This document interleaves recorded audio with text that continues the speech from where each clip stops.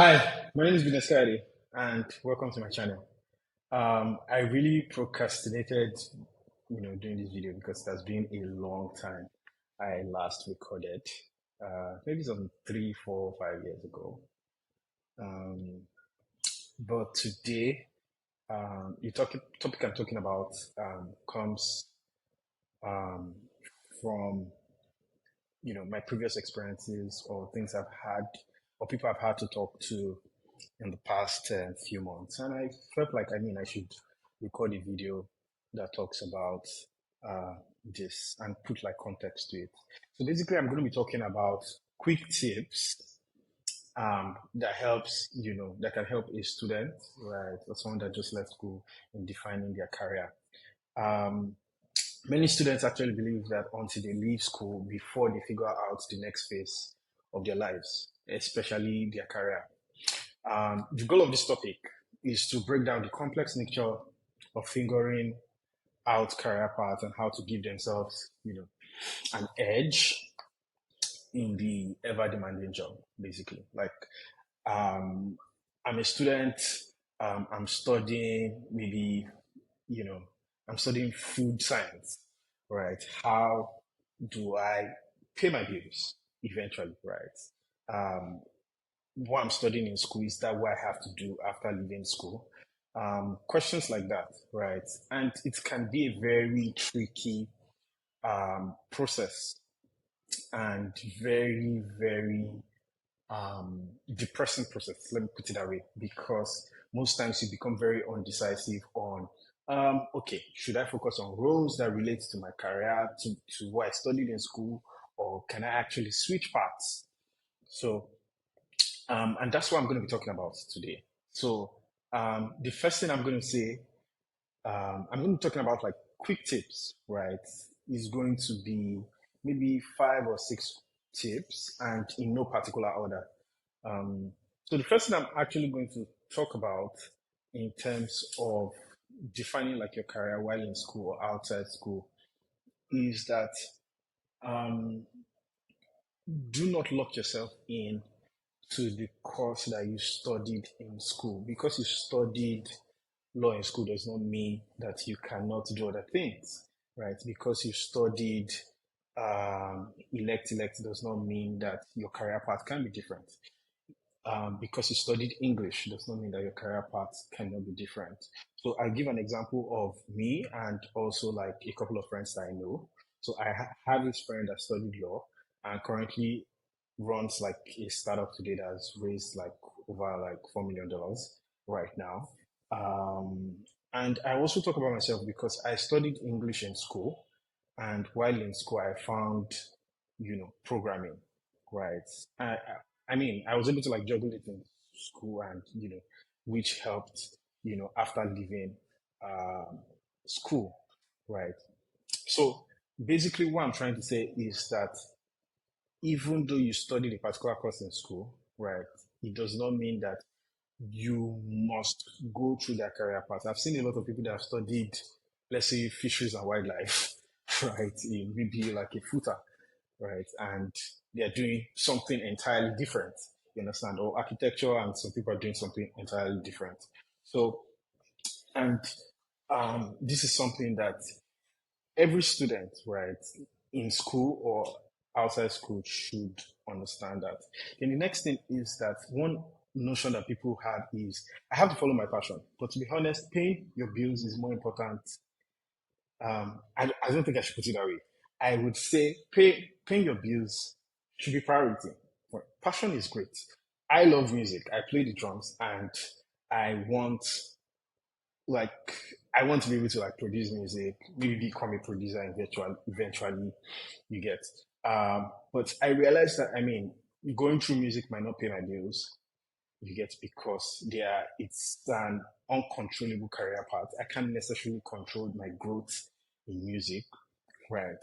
So getting into tech was, you know, kind of a reliever for me, because it helped me see, oh, I see these guys being able to grow from this, from this stage to this stage between like 1, 2, 3, 4, 5 years. So it means that if I start as a junior developer today, I can probably become a senior engineer one day, right? Maybe in the next 4 5 years. So I could see like a career path that I could control, basically.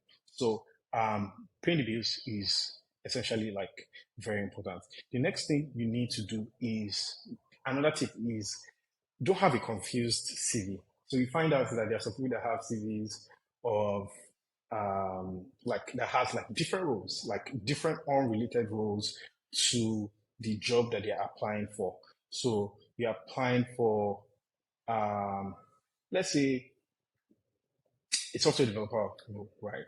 And you are probably talking about when you're a receptionist, or not necessarily a receptionist, or maybe you're an attendant in a bar or something like that. It doesn't relate to that because most times as recruiters want to see that the experience you're putting there is related to the role. Even if it is just one place you've worked that has the experience, it's very important that you do that. Then there's this notion, especially for like students in like, you know, I would put the context Nigeria because I, the people that I've talked to are mostly Nigerians, right? But I'm sure that it might probably relate to like people in other parts of Africa. Um, so you want to essentially, right, not have the mindset of give me any job, I can do it. Because um, at that point, right, people don't even know the jobs to recommend to you.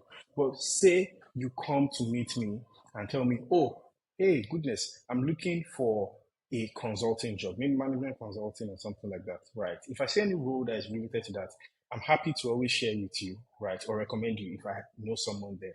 Or, oh, goodness, I'm looking for like a product design role, or I'm looking for a product marketing role, or I'm looking for a developer role, a front end developer role.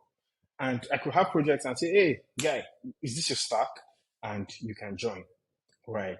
So being able to be specific about what you want to do is actually very important. Most times you might have three things, right? So one thing that I say is, oh, maybe you are caught in between, you know, pushing a career path in what you studied, then you have another career path, right? So I mean, which is my next point, right, is what can you control, right? Can you necessarily control your growth in that your career path? So let's say, for example, you study chemical engineering and probably start working at Total. Yeah, or start working at any of all these brands. I mean, you could easily like be able to like gauge the growth of your career path in all those fields, right? But there's some career paths that, or there's some, you know, fields that you might be in that you can't necessarily put a number or figure to how you can go, right? So as much as possible, it is very important to like evaluate, you know, the different career paths and decide on, oh, can I actually grow in this career path in the next 4 5 years? Will I will I actually love myself? Um, um, if I get to this particular stuff in the next 4 5 years. Um, so, and another thing is that you need to understand that for every career path that you eventually choose, you need to also look at how you can stand out, right? For example, let's take, for example, in tech, right? So, because I work in tech today. So, as a developer, I'm like going for like developer roles. One thing that I did when I was applying for like developer roles was basically I wrote articles, I worked on like open source projects. I tried to speak at events. Not that I was like the best in my field or I'm the best in my field, but I also tried to like put myself out there. I also shared like my work that I've done also online so people can see that, oh, yeah, this guy is actually doing something and this stuff and he can get the work done. I also worked on like projects, freelance projects that also give me like portfolio to be able to um, portfolio to be able to like present um, during like the interview process. The next thing is having too high expectation of the pay at the start. um, I mean, money is good. I love money, right? So um, but having too high expectation at the start, you don't expect that. Oh, I mean, you start your journey and you're already earning like maybe $1,000 from it, like in less than 6 months. Some people are lucky, right? Some people are very smart. Some people are, you understand. But you need to be able to trust the process, right? Don't say because this person was able to do it in 6 months, that's how it's going to take you. You guys are different set of people entirely. I'm not going to spend too much time on that. The next thing is, I mean, internships are good, right? Internship is not a thing because, I mean, some people are like, I spent this so amount of money in school. Why should I go for an internship that is going to pay me this, right? But most times, internships are the ones that, like, level you up and help you get your next big role that eventually pays you for all the work and sacrifices that you've done. I've seen people start as interns or gone through like internship program, and today they're working in like big techs, right? So I don't want to mention examples, but yeah. So um, yes. So another thing is going back to like passion is like understanding what your main also is and your side also. Right. I love music, right? If I'm really, really interested in music, I could do it as my side also. I could start playing drums or singing or producing, right? And also be pushing back that part, right? But essentially, like when you pay the bills and you're not hungry, right? It helps you to be able to like follow your passion side by side, right? And be able to live a better life, which is essentially the reason we go to school most times and we try to like for work every day. Um, so I think those are like my quick tips right now. And I am going to end by saying that, I mean, this is a very tasking process. I've had, you know, I've had to have like extensive conversations with like my like friends, colleagues, like siblings around this. And most times there's a lot of confusion in choosing those career paths, right?